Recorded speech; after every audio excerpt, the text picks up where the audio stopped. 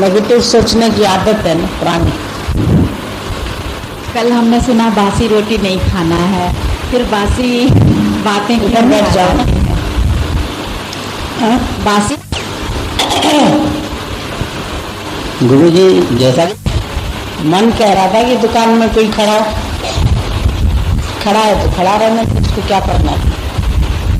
मन जब थोड़ा अच्छा हो जाता है तो समझ में नहीं आता कि ये मन की आवाज़ है या विवेक की आवाज़ है। मन अच्छा कहाँ हो जाता है, मन को मजा आ गया जब कहीं सत्संग में मजा आ गया, लेकिन माया में भी आता है। वो दो तरफा है, कभी इधर भाग जाता है कभी इधर भाग जाता है, स्थिर नहीं हुआ अभी। दिशा और लक्ष्य हमारा क्या होना चाहिए? हाँ, जीवन के लिए हमारी दिशा और लक्ष्य क्या होना चाहिए? जीवन में जीवन और लक्ष्य। दिल्ली जाना होगा तो दिल्ली की ट्रेन में बैठोगे ना, दिशा तो वहीं की मिल जाएगी ना। बॉम्बे जाना है तो बॉम्बे की ट्रेन में बैठोगे, जहां जाना होगा उसी ट्रेन में बैठोगे। मन में जो लक्ष्य होगा वही दिशा मिल जाएगी, कोई रास्ता मिलता चला जाएगा, फिर कोई रोकेगा थोड़ी। दुनिया में जाने से कोई नहीं रोकता है तुम्हें, तो भगवान के पास आने से कौन रोकेगा। रास्ता मिलता चला जाता है, जिसके अंदर में लगन है उसको रास्ता मिल जाता है।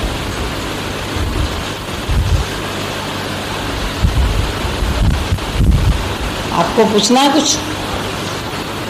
बोलिए। सच इतना ही है, लेकिन उससे पहले जो हमारा मन है वो संसार को इतना सच मान चुका है कि अभी पहले उससे हटने में हमको समय लग जाता है। जो हमारे अंदर व्यवहार पड़ गया है, जो जगत के विचार आ चुके हैं, जहां हम इंद्रजाल में फंस चुके हैं, उससे निकलने के लिए ये सब ज्ञान हमको गुरु बताता है। ज्ञान विज्ञान सहित है। जैसे जैसे आपके अंदर से देहाध्यास छूटता जाएगा और आत्मनिश्चय हो जाएगा, जिस दिन निश्चय हो जाएगा उस दिन भी आपके अंदर कोई भाव दूसरा नहीं रहेगा। लेकिन फिर भी ज्ञानी जब संसार में रहता है तो संसार के उद्धार के लिए, सबके हित के लिए वो कुछ समय के लिए फिर इसमें रह के और कार्य करता है, सबकी बातें समझने के लिए, सबको सुलझाने के लिए, सभी को अपना आप देख के फिर उसमें स्थित कराने के लिए। जब वो कार्य में लगा रहता है तो उसको कुछ समय के लिए अपने आत्म पद से आना पड़ता है। सेल्फ सियर होके अंदर से दुखी सुखी नहीं होता है, लेकिन जो संसार में बैठे हैं सब, वो अभी सेल्फ सियर नहीं है, वो अभी उलझे हुए आते हैं। डॉक्टर ने MBBS कर लिया, उसके बाद उसको निश्चय है कि मैं डॉक्टर हूँ, लेकिन जब मरीज आएगा तो उससे कभी दोस्ती करता है, कभी प्यार से बात करता है, कभी इंजेक्शन लगाता है, घर जाता है तो जो उसके सामने व्यवहार आता है तो वो भी करता है। ऐसा नहीं कि मैं डॉक्टर हूँ तो खाली दिन भर मरीजों को ही देखूंगा और कोई कार्य नहीं करूंगा। वो उसके निश्चय में बात है। निश्चय करके जैसे आप धन कमा के तिजोरी में रख देते हो, फिर आपके अंदर में ये कॉन्फिडेंस है कि आपके पास इतना धन है, उसके बाद उस धन का यूटिलाइजेशन भी है। अगर केवल धन कमा के रख लिया तो उसका कोई फायदा नहीं है, पर उसको आप फिर व्यवहार में यूज करते हैं, निष्काम भाव से यूज करते हैं, घर में यूज करते हैं, उसको कार्यान्वित करते हैं। गाड़ी लेंगे, मोटर लेंगे, बंगला लेंगे, रहने की जगह लेंगे। ये नहीं कि धन कमा लिया तो बस धन को ही देखते रहेंगे। तो मैंने आत्मनिश्चय कर लिया, मैं बैठ गया शांत से, मैं चला गया पहाड़ पर, तो वो अपने एकांतिक सुख को भी छोड़ देता है। फिर वो सर्व के हित के लिए जीता है, और सर्व के हित के लिए जी के भी उसका अभिमान नहीं करता। अब उस समय उसको बात करने के लिए मेरा तेरा भी कहना पड़ता है, द्वैत में भी आना पड़ता है। आप आए हैं, आपको देख रहे हैं, आपसे प्रेम है, आपसे बातचीत कर रहे हैं, आपकी प्रॉब्लम सुन रहे हैं, तो जरूर उस प्रॉब्लम को मैंने अंडरस्टैंड किया होगा, तब हम आपको जवाब दे पाएंगे। अगर अर्जुन को भगवान निकाल सका मोह से, तो भगवान पहले मोह को जानता था ना, कि मोह क्या चीज होती है, संसार क्या चीज होती है, युद्ध क्या चीज होती है। उन सब से उसको परे करते करते फिर उसको आत्मानंद तक लेके गया, युद्ध भी करवाया, कर्तव्य छुड़ाया नहीं उससे, कर्म क्षेत्र से उसको भगाया नहीं। रामचंद्र भगवान अंदर में निश्चय है उसको कि मैं भगवान हूं, लेकिन वो आया है एक पार्ट प्ले करने के लिए, मर्यादा पुरुषोत्तम। तो उसने विवाह भी किया, उसके बाद उसको पिता की आज्ञा हुई तो वनवास भी गया, लेकिन वस्त्र उसने चेंज कर लिए, धनुष लेके गया, धनुष बाण नहीं छोड़ के गया, अपना कर्म नहीं छोड़ के गया, जो उसका कर्तव्य कर्म था वो साथ में लेके गया। और जहां आवश्यकता पड़ी उसको, जब सीता चोरी हो गई तो उस समय उसने युद्ध भी किया और रोता हुआ भी दिखाया गया, वृक्षों से भी पूछ रहा है, लताओं से भी पूछ रहा है। तो कहते हैं जब शिव पार्वती जा रहे थे तो शिव जी ने रामचंद्र को देखा रोते हुए, लताओं से पूछ रहा है मेरी सीता कहाँ गई, क्या हो गया, तो उसको नमस्कार किया। तो पार्वती पूछती है कि तुम इसको नमस्कार क्यों कर रही हो, तो साधारण मानव है, इस मानव को तुम ब्रह्म जान के नमस्कार कर रहे हो, ये ब्रह्म कैसे है, मैं इसको ब्रह्म नहीं मान सकती। बोला हठ मत करो, कुछ मान के चलना पड़ता है, कुछ जान के चलना पड़ता है, कुछ मान के चलना पड़ता है, इसलिए तुम इस बात का हठ नहीं करो, चलो तुम। कहती है नहीं मैं इसकी परीक्षा लूंगी। तो उसने सीता का रूप धारण कर लिया, और धारण करके वो अंदर से सोच रही थी कि ये सीता के लिए रो रहा है, और अभी मैं इसके सामने जाती हूँ, ये अपने को ब्रह्म कहता है, परमात्मा कहता है, तो मैं देखूं मेरे को पहचानता है, या सीता समझ के खुश हो जाता है कि मेरी सीता मिल गई मेरे को, क्योंकि उसके लिए रो रहा है, उसको ढूंढ रहा है, तो सामने पा करके तो खुश हो जाएगा। तो जिस समय उसने देखा, उसको देख के ही उसको बोला प्रणाम माते। जब उसको प्रणाम माते कहा तो वो हैरान हो गई कि मैं तो सीता के रूप में आई हूं और ये मुझे माँ कह रहा है। तो समझ गई कि ये सिर्फ इसका कार्य है, इस समय ऐसा कार्य के समय आपको जीव बन के कार्य करना पड़ता है, राम बन के वो कार्य कर रहा है, लेकिन अंदर में निश्चय उसको ब्रह्म का है। वो उसको भी जान रहा है कि अभी मेरी परीक्षा लेने के लिए आई है, कि ये कहीं सचमुच में तो नहीं रो रहा है, वो पार्ट प्ले कर रहा है रोने का, और वो समझ रही है ये सच में रो रहा है। तो ब्रह्मज्ञानी को भी जब लोग देखते हैं घूमते हुए, खाते हुए, पहनते हुए, चलते हुए, फिरते हुए, बात करते हुए, कार्य करते हुए, तो लगता है फिर ये भी तो द्वैत में आते होंगे, ये भी कार्य करते हैं, ये भी खाते हैं, ये भी ऐसा करते हैं।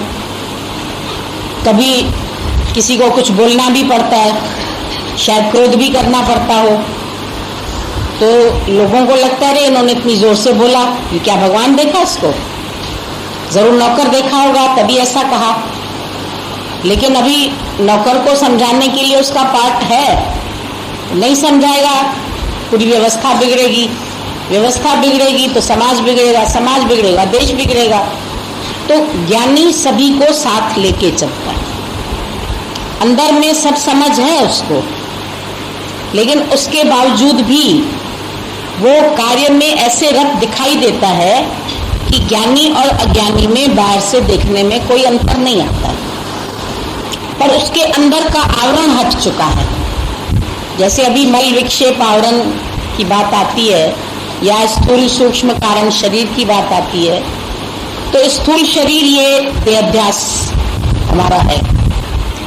तो पहले हम देह अध्यास में ऐसे अटैच थे, जैसे नारियल कच्चा होता है तो उसकी खाल और माल बिल्कुल जुड़े रहते हैं। जब हम बॉम्बे में पानी पीते हैं उसका, तो अंदर मलाई ऐसे चिपकी रहती है और वो ऐसे खुरच के उसको निकाल के हमको देते हैं। फिर दूसरा नारियल मिलता है जो देवी पर चढ़ाते हैं लोग, तो उसकी भी ऐसे होती है अलग, पानी भी होता है, लेकिन फिर भी कुछ मजबूत हो गई, उसको निकाल सकते हैं, और ऐसे साबित नहीं निकल पाता है वो। तो तीसरी स्टेज उसकी आती है जब वो एकदम खाल को छोड़ देता है और गरी उसके अंदर ऐसे ऐसे खनकने लगती है और पूरे का पूरा गोला अलग हो जाता है। तो ये स्थूल देह के साथ पहले हम ऐसे जुड़े हुए थे। जो कुछ भी देह में होता था वो लगता था मुझे हुआ, इतना चिपके हुए थे शरीर से। किसी ने गाली दी तो मुझे दी, किसी ने अपमान किया तो मेरा किया, कोई बिछड़ गया तो मेरा चला गया, कोई कार्य हुआ तो मैंने किया, अच्छा भी मैंने किया, बुरा भी मेरे से हो गया। फिर गिल्टी कॉन्शियस फील करता था अंदर में, मेरे से ये पाप कर्म हो गया, मेरे से ये अच्छा कर्म हो गया।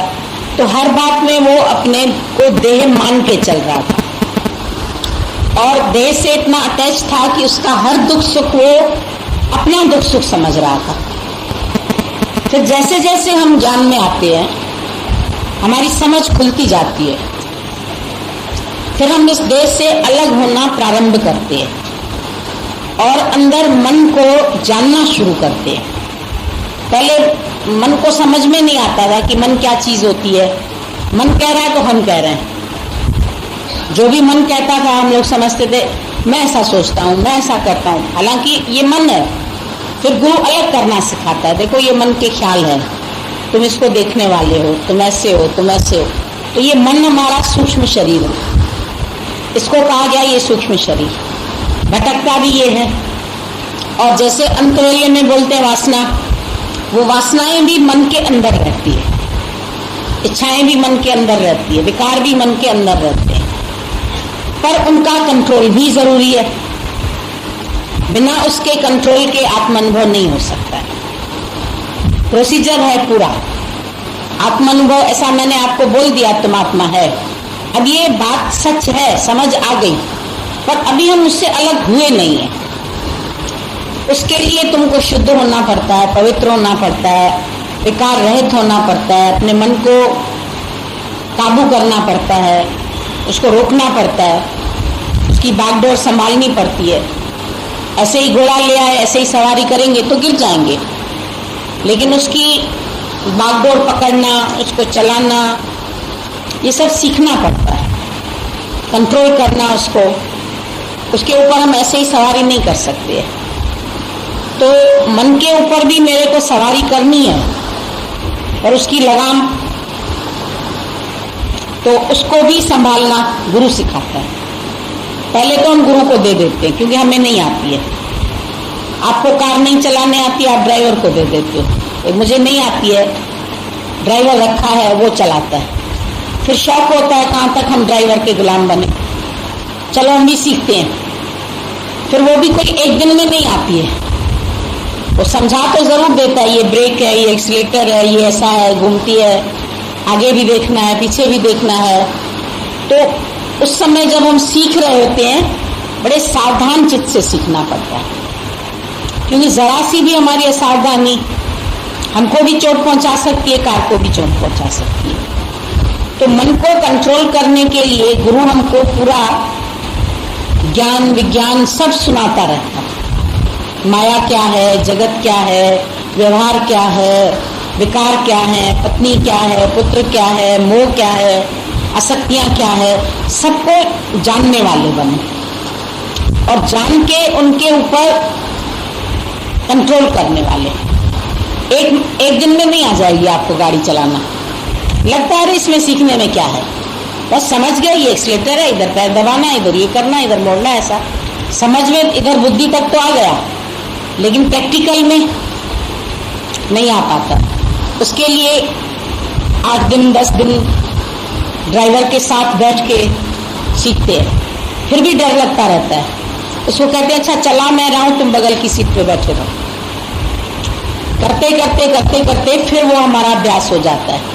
वो कहता है अच्छा पहले खाली रोड पर चलाना सीखो, फिर धीरे धीरे थोड़ी भीड़ में निकालते हैं, फिर सड़क पर निकालते हैं, फिर बड़ी ट्रैफिक से भी निकाल के लेके जाते हैं। तो पहले गुरु बोलता है एकांत में बैठो, ज्ञान का मनन करो, ध्यान करो, शांति से बैठो, सबसे अलग हो जाओ, सब विकारों से अलग हो जाओ, सब घर से अलग हो जाओ, परिवार से अलग होके थोड़ी देर के लिए बैठ के ज्ञान का मनन करो, ध्यान करो, सत्संग करो, इसी में मन रखो। हे अर्जुन, सबसे मन हटा के मेरे में मन रखो। जब पूरे का पूरा मन वो ड्राइवर में न रखता तो कैसे सीख सकता है? उसके हर इशारे को समझ रहा था, उसकी हर बात को समझ रहा था। तो हमें भी इसके लिए गुरु की शरण लेनी पड़ती है। बिना शरण लिए अब हम कहें मैं आत्मा हूँ, ब्रह्म हूँ, फिर गुरु क्या, मैं क्या? गुरु भी वही है, मैं भी वही हूँ, जो तू है सो मैं हूँ, जो मैं हूँ सो तू है। बस ऐसे कई लोग क्या हो जाते, बंद ज्ञानी बन जाते कि अब तो गुरु और मेरे में कोई फर्क नहीं है, जितनी जानकारी इनको है उतनी जानकारी मेरे को भी हो गई, इतना तो ज्ञान मैं सुना भी सकता हूँ, इतना तो मैं सबको समझा भी सकता हूँ। पर फिर अंदर से हम अनअफेक्टेड नहीं हुए। कभी अपमान लग गया, कभी कर्ता भाव आ गया, कभी अहंकार आ गया, कभी जीव भाव आ गया, कभी सेवा हुई, गुरु ने कोई उटपटांग काम कह दिया आपको, मैं ही बचाऊं क्या सारा दिन यही काम करने के लिए?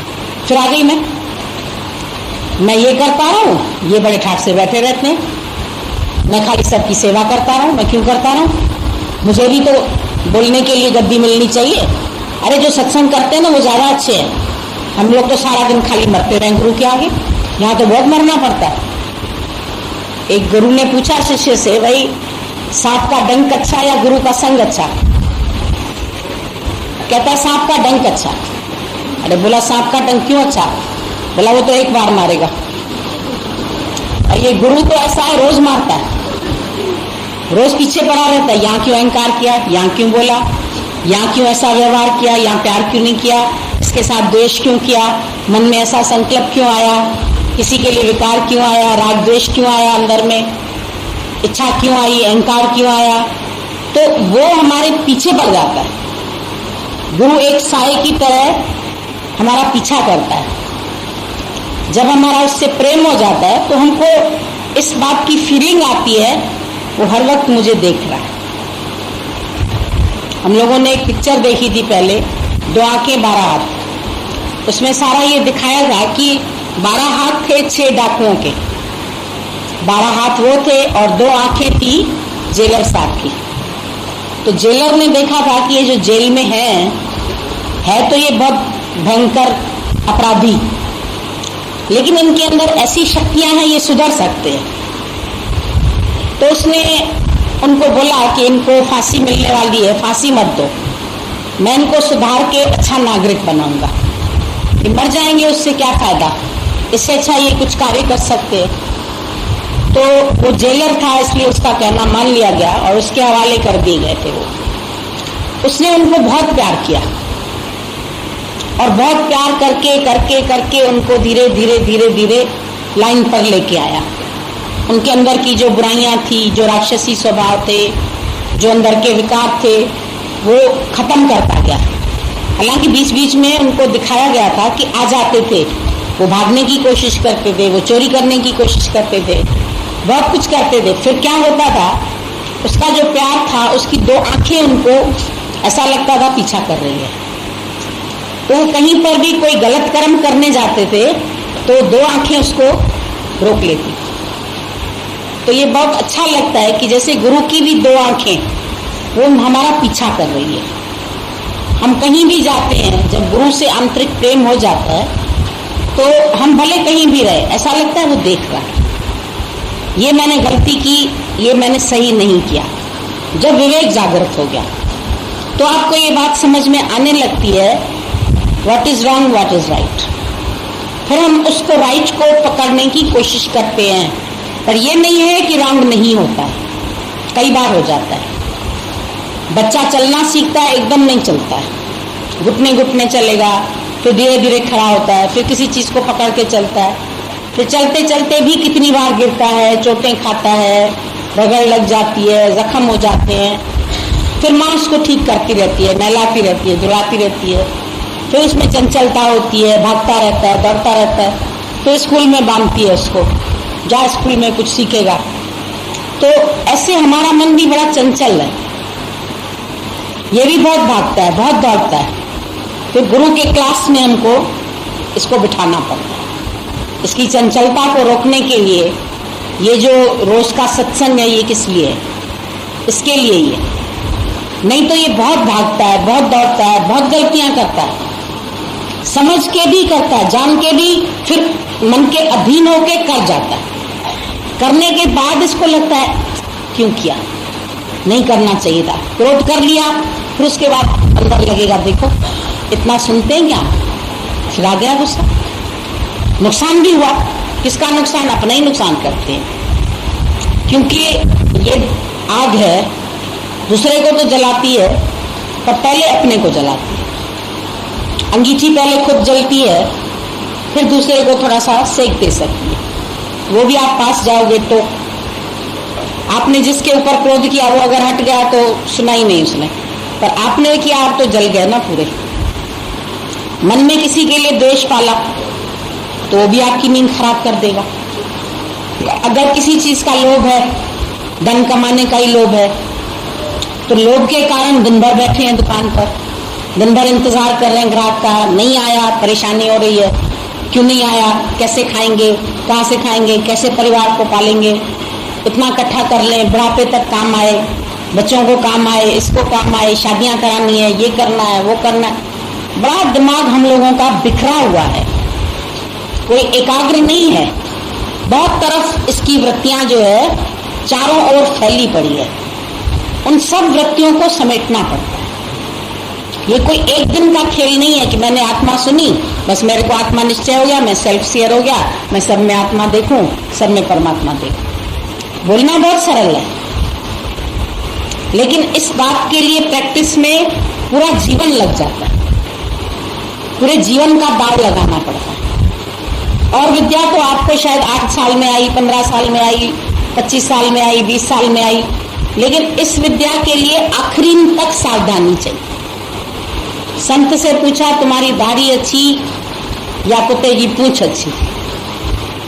उसने बोला ये लास्ट में बताऊंगा, क्योंकि कुत्ते की पूंछ भी जब उसमें पड़ी रहती है नली में तब तक सीधी रहती है, फिर निकालो तो फिर टेढ़ी टेढ़ी हो जाती है। तो मन भी जब तक सत्संग में बैठा रहता है सदा रहता है, फिर निकलता है, फिर बाहर का वायुमंडल मिलता है, वही व्यवहारिक लोग मिलते हैं, संबंधी मिलते हैं, दुनिया मिलती है, दुनिया वाले लोग मिलते हैं, फिर हमारी वृत्तियां खंडित होती हैं, फिर एकाग्र नहीं होती। फिर एकाग्र करने के लिए फिर दोबारा सत्संग का डोज देना पड़ता है।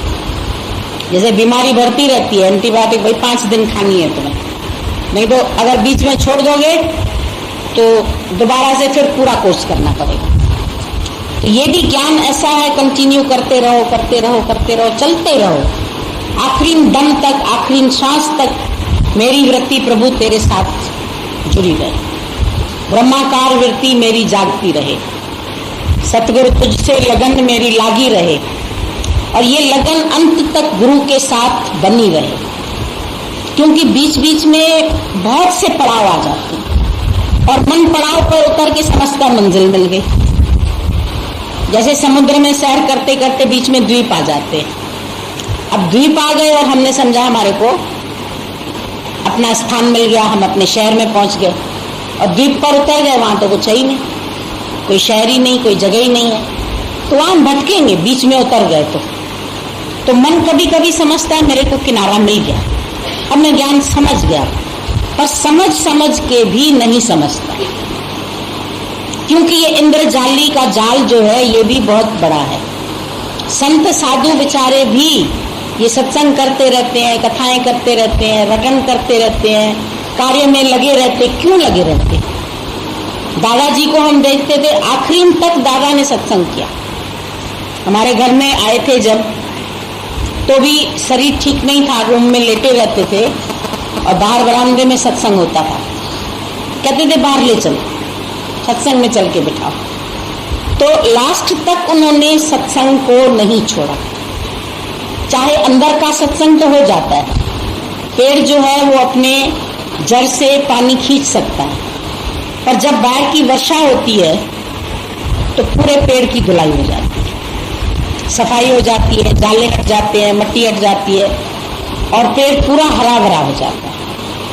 तो ज्ञानी अंदर मूल से तो जुड़ जाता है, ऐसा नहीं कि नहीं जुड़ जाता है, पानी खींच भी सकता है, कार्य होता भी है, पर बाहर की वर्षा, बाहर का सत्संग ये भी बहुत जरूरी है। इसीलिए हम लोगों को दादाजी ने इस निष्काम कार्य में डाला, क्योंकि ये कार्य ऐसा है नेवर एंडिंग। अब भले हम दिन भर भी बैठे कल, तो भी शायद अगर हम रात भी जगें तो लोग बैठ जाएंगे। ये कार्य ऐसा है, दिन रात भी करिए तो नहीं खत्म होता है। और इस कार्य में क्या होता है, अपना मन भी सदा रहता है। आपने अपने मुख से किसी को सुनाया ये काम नहीं करना, तो इसने भी तो सुना, तो उसको नहीं सुनाया, ज्यादा तो इस काम ने सुना, ज्यादा इसका अभ्यास हुआ। आप सुन रहे हैं, सब लोग सुन रहे हैं, इधर ध्यान नहीं है या उधर, औरों का मन कहीं भाग सकता है, हमारा मन कहाँ भागेगा? तो ध्यान, समाधि या जप तप दादाजी ने नहीं बताया, निष्काम कर्म योग बताया। तुम अपने को, तुम्हें ज्ञान प्राप्त हुआ है, अब अपने जैसा जाके औरों को भी बनाओ, औरों को भी सुनाओ, औरों को भी समझाओ। तो शुरू में तो कोई सुनता नहीं था, पकड़ पकड़ के सुनाना पड़ता था, ले आना पड़ता था, बुलाना पड़ता था, उनके पास जाना पड़ता था। चलो, क्योंकि ये बात नहीं अच्छी लगती, फ्री में भी दो तो नहीं अच्छी लगती लोगों को। कहते ये काम है, वो काम है, आप लोगों को क्या है, आपको तो कोई काम नहीं है, इसीलिए आप लोग घूमते रहते हैं। हमारे पास क्या बच्चे नहीं है, हमारे पास क्या घर नहीं है, क्या हमारे पास गृहस्थ नहीं है, हमें तो ये फर्ज धर्म करने दीजिए, हम उसी में खुश हैं, हमें नहीं है जरूरत इस ज्ञान की। तो इस ज्ञान की जरूरत आपको महसूस करानी पड़ती कि आज तो तुम्हारे पास सब सुख है, लेकिन कभी ये सुख दुख में भी परिवर्तित हो सकते हैं। किसी भी समय कोई भी परिस्थिति चेंज हो सकती है। जो आज हमारे साथ इकट्ठे बैठे हैं, जिनके साथ बहुत मोह लगा के बैठे, ये नहीं है कि हम जिनके साथ बैठे सुन लिया, मोह नहीं करना है तो हमारा मोह हट गया, नहीं हटता है। संग रहने से हो जाता है, इसको संग दोष बोलते हैं। एक कुत्ता भी पालिए तो उसके साथ भी मोह हो जाता है, तोता भी पालो तो तोते के साथ मोह हो जाता है। उड़ जाएगा या मर जाएगा तो 2 दिन खाना ही नहीं खाते हैं लोग। हमारा तोता चला गया, हमारा कुत्ता चला गया, बड़ा वफादार था, घर में घुसते थे तो ऐसे ऐसे प्यार करता था। तो पशु को भी अगर साथ रखते हैं, उसके साथ जब ममता हो जाती है, तो जो ये मेरे साथ रहते हैं, मेरे कर्म प्राणी, इनके साथ भी ममत्व जुड़ जाता है। ममता तू न गई मेरे मन से, ये अंत तक नहीं जाती। टूटे बसन वचन नहीं आवे, शोभा गई मुखन पे, दांत टूट जाएंगे, बोल नहीं पाएंगे।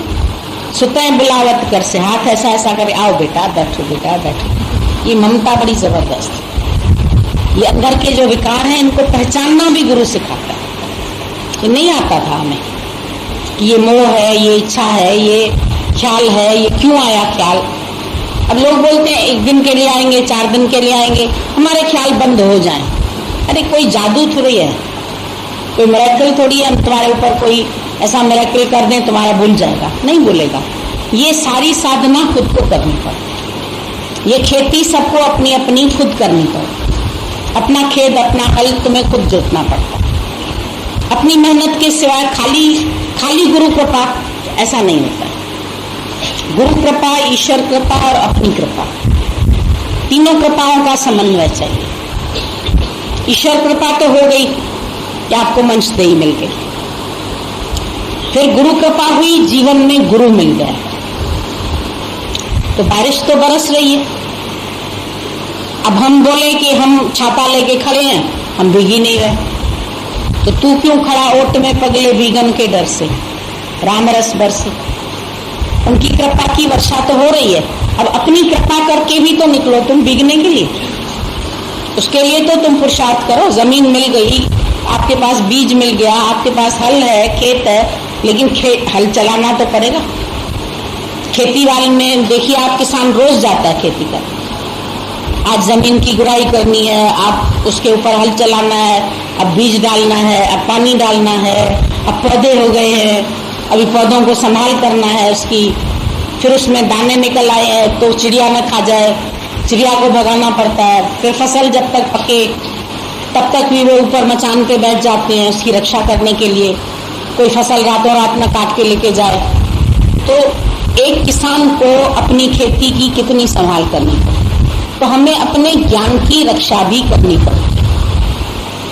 ये धन भी दुनिया में कई लोग लूटने वाले हैं, जो आके जगत की बातें करेंगे, व्यवहार की बातें करेंगे, आपको संसार की तरफ मोड़ने की भी कोशिश करेंगे।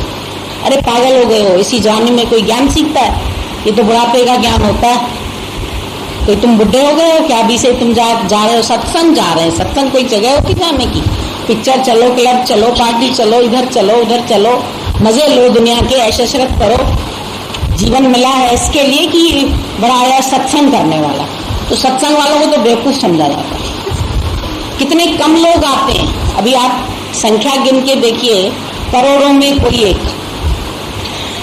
पिक्चर हॉल सारे फुल रहते हैं और 3-3 घंटे ऐसे पलक भी नहीं झपकाते देख रहे हैं। यहाँ 1 घंटे के बाद ऐसा ऐसा करेंगे, पानी पीने उठेंगे, कोई बीच में उठेगा, कोई नाश्ते के लिए उठेगा, मन भागता है। स्थिरता नहीं आती है कि सत्संग में स्थिरता से पूरा दिन भी बैठ सके या 4 घंटे भी बैठ सके, बड़ा मुश्किल होता है इसको बैठना। संसार की बातों में गपशप में बैठेंगे, निंदा स्तुति में बैठेंगे, कितना टाइम पास हो गया पता ही नहीं चलता, घंटों बीत जाते हैं संसारिक बातें करने में। लेकिन इस ज्ञान के लिए वक्त निकालना, दादाजी कहते थे जिसके पास वक्त नहीं है वो है कम वक्त, तो उसको बोल देते भाई ये कम वक्त है। कम वक्त है मतलब इसका वक्त नहीं बनेगा, भाग्य नहीं बनेगा। इसका भाग्य तभी बनेगा जब ये वक्त देगा। तो इसके लिए भी रेगुलरिटी बहुत चाहिए ज्ञान के लिए। जब तक रेगुलरिटी नहीं आती तो ये देहाध्यास मिटता नहीं है। बीज जमीन के अंदर चला गया, अब बीज में अगर आप ऐसे देखो तो न खुशबू है, न उसका कोई रंग रूप है, न उसमें कोई सुंदरता है, टेढ़ा मेढ़ा है। लेकिन जब बोते हैं उसको तो कैसे ग्रीन ग्रीन पत्तियां निकल आती। अब वो ग्रीन कलर पहले तो नहीं दिख रहा था बीज में, और उसके अंदर छिपा हुआ था। लाल फूल निकले, वो लाल रंग भी उसके अंदर छिपा हुआ था। कोमलता है पत्तियों में, वो भी छिपी हुई थी। तो बीज को मिटना तो पड़ा, और एक दिन में नहीं मिटता बीज, कई दिन लग जाते हैं। जितना हार्ड ज्यादा होगा उतना उसको पहले नरम होगा, फिर उसमें कल्ले फूटेंगे, फिर निकलेगा, फिर उसके बाद भी बड़ा होने में समय लगेगा। तो हर चीज के लिए समय चाहिए, साधना आएगी। बिना साधना के एक दिन में कोई बोले ये ज्ञान हो जाए हमको, भले हम बोलते हैं कि फूल तोड़ने में देरी है, ज्ञान आने में इतनी देरी भी नहीं है। ज्ञान आने में मतलब ज्ञान की समझ मिल जाने में, ये तो मिल गई, लेकिन उसका प्रोसीजर तो पूरा करना पड़ेगा कि अंदर से हमारे इच्छाएं कैसे खत्म हो। ये फिर पनपती हैं, खरपतवार निकल आते हैं खेती में, फिर उसको घास को खोदना पड़ता है, बीच में कहीं कीड़े लगने लगते हैं, कहीं दवाई डालनी पड़ती है, कहीं कुछ करना पड़ता है। तो मन की भी बड़ी संभाल करनी पड़े। इस मन को हमें ज्योत स्वरूप बनाना है, माया से हटा के परमात्मा में लगाने में इसकी एक यात्रा है। जैसे यात्रा में आपको समय लगता है, ट्रेन में आपको टाइम लगता है आने में, इस तरह इस यात्रा में भी समय लगेगा। इसको वक्त देना पड़ेगा, तब जाके हम छूटते, नहीं तो नहीं छूट पाते। फिर संसार के विकार अंदर में घुस जाते, इच्छाएं घुस जाती है, अहंकार आ जाता है, कर्तापना आ जाता है, मोह ममता आ जाती है, लोभ आ जाता है। तो इन सबको हटाना पड़ता है। हटाते हटाते, जैसे पानी में तैरना है तो पानी को ऐसा ऐसा करके हम हटाते, उसको हटाते हटाते फिर हम आगे बढ़ जाते। नाव भी चलती है तो चप्पू से पानी को पीछे करते। हमें भी संसार के विचारों को पीछे बार बार करना पड़ता है। ख्याल आते हैं, हटाने पड़ते हैं। अब तुम बोलो ख्याल आए नहीं, आएंगे, ये हम नहीं बोलेंगे एकदम से नहीं आएंगे। कोई बटन नहीं है कि हमने बंद किया तो लाइट ऑफ हो गई, एकदम नहीं होती है। पंखा भी एकदम कहाँ रुकता है, चलते चलते चलते फिर रुकता है। हवाई जहाज भी नीचे उतरता है, चलते चलते चलते चलते उसके बाद तक रुकता है, एकदम नहीं। उड़ने के लिए भी थोड़ा वक्त लगता है, पहले चक्कर मारता रहता है धरती पर, एक दिन तो उड़ जाता है। पर उड़ना है, ये हमारी मंजिल है, ये हमको समझ है कि उड़ना है।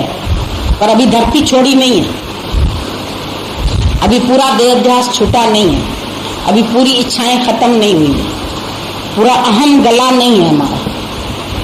अहंकार का मिटना वो बहुत जरूरी है। और अहंकार जो है ये सब विकारों का चीफ कमांडर है। इसके पीछे आती है पूरी सेना। एक ख्याल आता है, फिर कई ख्याल आते हैं। हम कभी इसकी तरफ से लापरवाह न हो जाएं, क्योंकि एक ख्याल को भी बड़ी ताकत है। बोला एक बार अखबार में पढ़ा कि एक मच्छर ने हवाई जहाज गिरा दिया। अब बोला मच्छर ने हवाई जहाज गिरा दिया, भाई मच्छर क्या चीज होती है, लेकिन मच्छर ने हवाई जहाज कैसे गिराया? बोला पायलट की आंख में पड़ गया, वो आंख ऐसा ऐसा करने लगा, तब तक हवाई जहाज क्रैश हो गया, खत्म हो गया। तो एक ख्याल मच्छर जितना भी आ जाता है ना, तो वो भी ऐसे दुखी कर जाता है, आंख पूरी लाल कर देगा और बड़े से बड़े एक्सीडेंट्स करा सकता है। जरा सी असावधानी आई और दुर्घटना घटी। कितने कितने एक्सपर्ट ड्राइवर होते हैं, फिर कैसे एक्सीडेंट्स हो जाते। कितने जवान लड़के भाई कार एक्सीडेंट में खत्म हो गया, तो क्या उसको कार चलाने नहीं आती थी, पर कहीं जरूर उसका विचार कहीं चला गया, या भाई ड्राइवर को झपकी आ गई, झपकी आ गई तो भी अच्छी खासी हुई कि पूरे मार्शल सुमो सब की सब एक्सीडेंट हो जाती, बसें एक्सीडेंट हो जाती।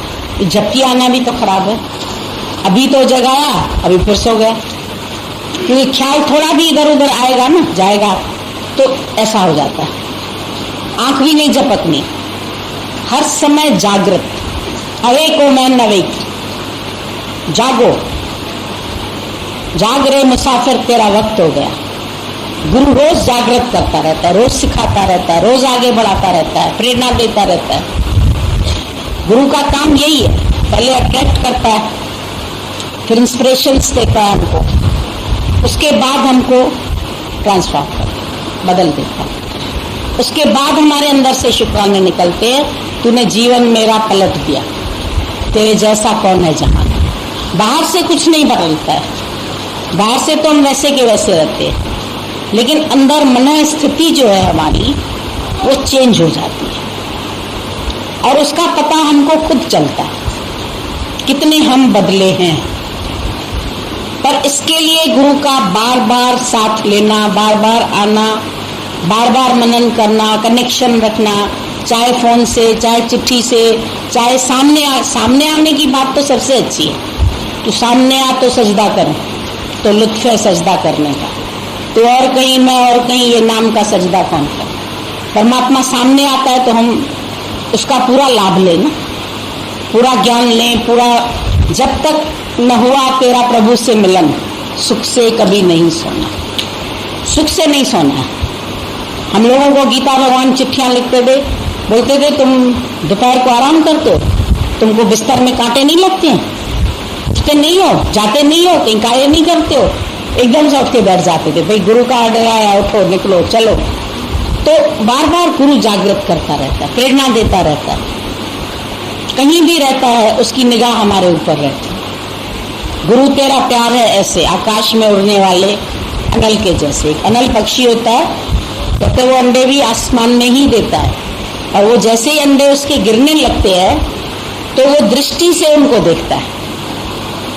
जमीन पर गिरने से पहले वो अंडे से पक्षी को निकाल लेता है, वो पक्षी फिर ऊपर आकाश में उड़ता है। तो हमको भी गुरु जो है वो गिरने से बचा के उठा के फिर आकाश की तरफ लेके जाता है। तेरी मंजिल क्या है उसको याद करो। धरती पर मंडराना खाली तेरी मंजिल नहीं है, कब तक हवाई जहाज खाली चक्कर लगाता रहेगा, लेकिन उसको उड़ना है। उसका लक्ष्य ये है कि उसको धरती छोड़नी है, ये जीव भाव हमको छोड़ना है।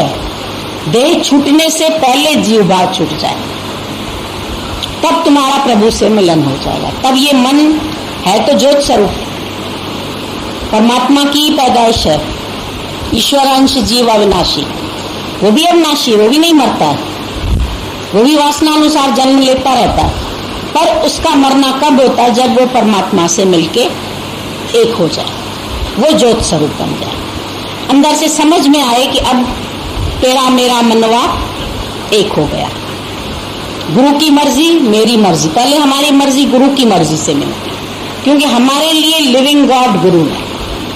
उस परमात्मा को हमने नहीं देखा, जिसको नहीं देखा हमने कभी, उसको ये देखा नहीं है, पर जो हमारे लिए निराकार से साकार होके आया। निराकार रूप से तो ज्ञान नहीं मिल सकता ना, मिलता तो साकार से। आखिर हम भी निकलते हैं तो वस्त्र पहन के ही तो निकलते हैं, कार्य करते हैं तो वस्त्र सहित करते हैं, तो परमात्मा भी तो वस्त्र पहन के आएगा ना। निराकार रूप से कहाँ आकाशवाणी करेगा, किसी घट में बैठ के काम करेगा। आपको भी कहीं पहुंचने के लिए किसी साधन की जरूरत पड़ती है, चाहे मोटर की, चाहे रिक्शा की, चाहे गाड़ी की, किसी भी चीज की आवश्यकता पड़ती है। तो परमात्मा को भी एक शुद्ध पवित्र शरीर चाहिए, जिसमें बैठ के वो ये अपना कार्य करता है। वो हमारे लिए गुरु हो जाता है, जो हमको भी पवित्रता की तरफ खींच के लेके जाता है। बाहर से कोई ध्यान नहीं कराता, यज्ञ नहीं कराता, हवन नहीं कराता, पूजा पाठ नहीं कराता है, लेकिन पूजा माना पा जा, सच को पा जा, ये पूजा चले। यहाँ दम दम पे होती है पूजा, सर उठाने की फुर्सत नहीं। लोग बोलते हैं आप कब पूजा करते हैं? माला फेरते हैं? हम बोलते हैं नहीं, हम मन को फेरते हैं। माला को नहीं फेरते, माला फेरे तो जुग गया गया ना मन का फेर, कर का मन का डाल दे, मन का फेर। मन को चेंज कर, और मन जब बदल जाता है तो दुनिया ही बदल जाती है। मन बदलने के बाद अब ये दुनिया अच्छी लगने लगती है। पहले ये दुनिया बुरी लगती थी, इसमें लोग ये कर रहे हैं, ये कर रहे हैं, डकैती हो रही है, आतंकवाद हो रहा है, फलाना हो रहा है। अब लगता है जो हो रहा है बहुत इंसाफ हो रहा है। इंसाफ का मंदिर है ये, भगवान का घर है। सबके अपने अपने कर्म है, उसके हिसाब से सबको मिल रहा है।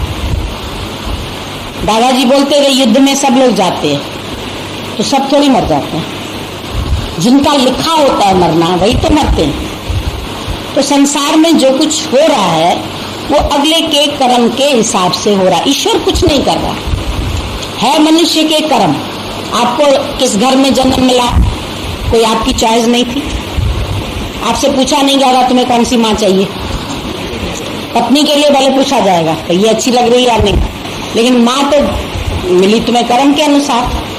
फिर उसके बाद सबके साथ तुम्हारा जिसके साथ हिसाब किताब है वो सब तुम्हें मिले। पर अब ये है कि ये शरीर भोगता है, मैं नहीं भोगता। कर्म का फल मिलेगा सबको, देह धरे का दंड है, सबका हु को होए। पर ज्ञानी भोगे हंस के, अज्ञानी भोगे रो। ज्ञानी हंस हंस के भोगता है, अज्ञानी रो रो के भोगता है। अज्ञानी कहता है अरे मेरे साथ ऐसा हो गया, मेरे साथ ये हो गया, मेरा दिवाला पिट गया, मेरा बेटा मर गया। ज्ञानी कहता है था ही परमात्मा, दिया भी उसने, लिया भी उसने। तेरा तुझको सौंपते क्या लागे मेरा। आरती में तो हम लोगों ने बहुत गाया कि तेरा तुझको सौंपते क्या लागे मेरा, लेकिन अंदर से दिया कुछ नहीं था। कहते जरूर थे कि तेरा तुझको दे दिया, लेकिन फिर बोलते थे नहीं ये तो मेरा बेटा है, ये तो मेरी बेटी है, ये तो मेरा घर है, ये तो मेरा सब कुछ है। फिर एक चीज भी जाती थी तो उसका अंदर से अफसोस होता था, उसके लिए रोना आता रहता था। अब इन दुख सुख से परे ज्ञानी की स्थिति क्या हो जाती है, दुख में, सुख में, लाभ में, हानि में, मान में, अपमान में, यश में,